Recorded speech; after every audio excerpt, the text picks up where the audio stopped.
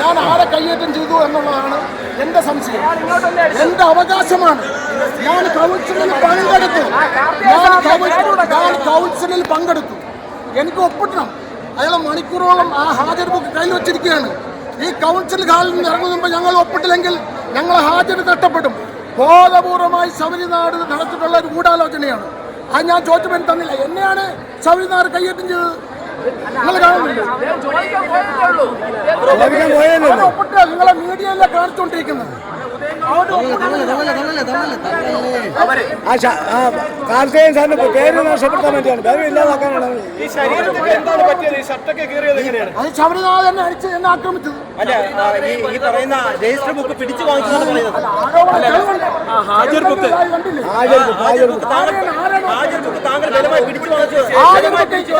എനിക്ക് ഞാൻ ഒപ്പിടണ്ടേ? അവർ ഒപ്പിട്ടത് നിങ്ങളെ മീഡിയയെ കാണിച്ചുകൊണ്ട് മണിക്കൂറോളം ഒരു ഒപ്പിടാൻ എത്ര മണിക്കൂർ വേണം? മാത്രമല്ല, ഈ ഹാജർ ബുക്ക് എന്ന് പറയുന്നത് ഇദ്ദേഹം ചെയർപേഴ്സണാണ്.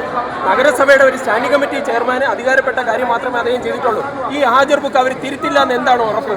ഹാജർ ബുക്ക് തട്ടിയെടുത്തുകൊണ്ട് കൈകാര്യം ചെയ്യാൻ ഏത് കൗൺസിലർക്കാണ് അധികാരമുള്ളത്?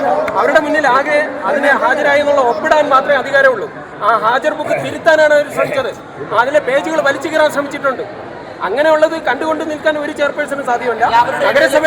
നഗരസഭയുടെ അധികാരപ്പെട്ട ചെയർപേഴ്സൺ അത് ഒരു കാരണവശാലും ഇത്തരത്തിൽ പ്രധാനപ്പെട്ട ഒരു ഹാജർ ബുക്കിനെ സംരക്ഷിക്കുന്ന കാര്യം മാത്രമേ ചെയ്തിട്ടുള്ളൂ.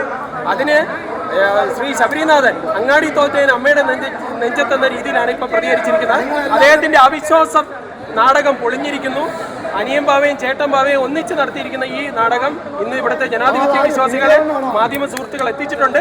എന്തായാലും തുടർന്ന് ഇദ്ദേഹത്തിന്റെ ഈ ശബരിനാഥ് ചില വനിതാ കൗൺസിലർമാരെ മാത്രം മുന്നിൽ നിർത്തി കളിക്കുന്ന ഈ നാണംകെട്ട പരിപാടിക്കെതിരെ BJPയുടെ ശക്തമായ പ്രതിഷേധം ഉണ്ടാവും, സമരങ്ങളും ഉണ്ടാവും. ശബരിനാഥ് നിയമസഭയിൽ കുറച്ച് ദിവസം ഇരുന്നു പറഞ്ഞിട്ട് ഇവിടെ കൗൺസിലായിക്കോട്ടെ അങ്ങനത്തെ പതിറ്റാണ്ടുകളായി കൗൺസിലർമാരായി ജീവിക്കുന്നതായിരിക്കും അല്ലേ? ഇത് അധികാരത്തിന്റെ ദാർഢ്യത്തിന്റെ കൊണ്ടാണ്. അത് നമ്മൾ അനുവദിക്കില്ല. അല്ല, ഞങ്ങളെ സംഖ്യയും നമ്മൾ അനുവദിച്ചില്ലല്ലോ. ഇപ്പൊ ശബരിനാഥ് പറയുന്നത് എന്താ? കൗൺസിൽ നടന്നില്ല എന്ന്. കൗൺസിൽ നടങ്ങാതിരിക്കാൻ വേണ്ടി കൗൺസിലിൽ ആരെയും കൗൺസിലർമാർ ഒപ്പിടാൻ അനുവദിക്കാതിരിക്കുക എന്ന ശബരിനാഥിന്റെ ഗൂഢാലോചനയാണ് ഇവിടെ.